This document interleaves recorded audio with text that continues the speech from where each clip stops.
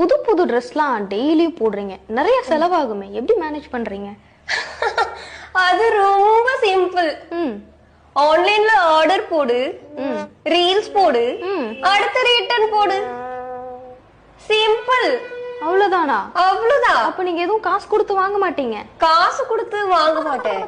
ஏய் கிறுக்கி, நான் திக்கி திக்கி கத்தி மேல நடக்குறண்டி, கை வழுக்கி ஓ கைய தொட்டு கொதிக்கிறண்டி.